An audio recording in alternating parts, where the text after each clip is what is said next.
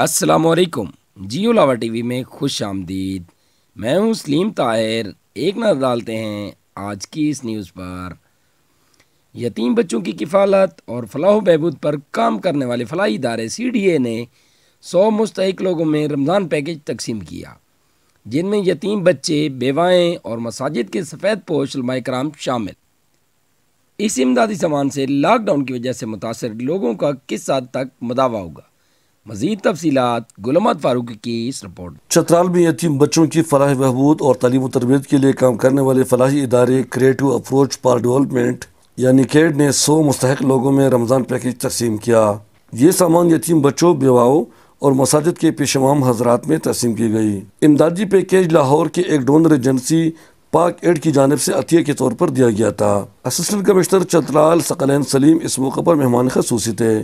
ان کی آمد پر کیڈ کے چیئرمین شہزادہ مدثر الملک نے اس حاصل کا دورہ کروایا جہاں 30 یتیم بچے قیام پذیر ہے۔ اس سلسلے میں ایک مختصر تقریب منعقد ہوئی۔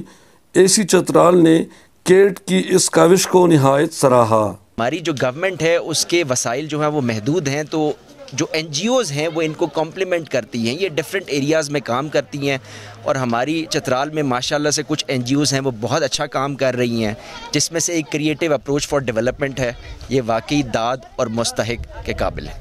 شہزادہ مدثر الملک نے مہیر حضرات سے ان یتیم بچوں کی کفالت کے لیے امداد کی اپیل بھی کی۔ میں آپ کی وساطت سے دیگر NGO سے اور حکومت سے اپیل کرتا ہوں کہ ہمارے معاشرے کے جو سفید پوش حضرات ہیں ان کے ساتھ اور بیوہ خواتین کے ساتھ اور یتیم بچوں کے ساتھ خصوصی طور پہ مدد کی جائے۔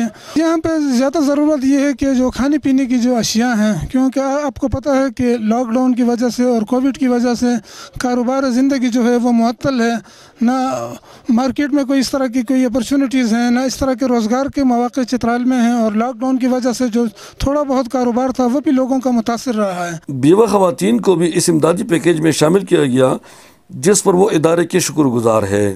میں چترال کی خواتین کی طرف سے پاک ایڈز کا شکریہ ادا کرنا چاہتی ہوں، جنہوں نے رمضان پیکج ہمارے درمیان ڈسٹریبیوٹ کیا۔ آج کے اس پروگرام میں کیٹ اور پاک ایڈ کی طرف سے جو پیکج دیا گیا ہے، اس میں مردوں اور یتیم بچوں کے ساتھ ساتھ خواتین کی ضروریات کو بھی شامل کیا ہے، جس کے لیے ہم خواتین اس کے مشکور ہیں۔ علماء کی نمائندگی کرتے ہوئے مولوی عبداللطیف نے کیٹ اور پاک ایڈ کا شکریہ ادا کیا، جنہوں نے سفید پوش علماء حضرات کو بھی اس پیکج میں شامل کیا۔ میں ائمہ کرام کی نمائندگی کرتے ہوئے اس ادارے کا شکریہ ادا کرتا ہوں۔ بعد میں مہمان خصوصی نے مستحقین میں یہ امدادی سامان تقسیم کیا۔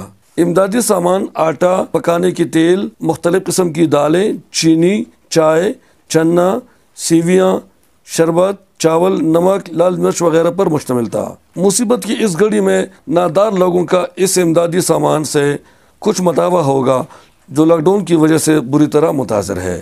گل احمد فاروقی، جیو لاوا نیوز، چترال۔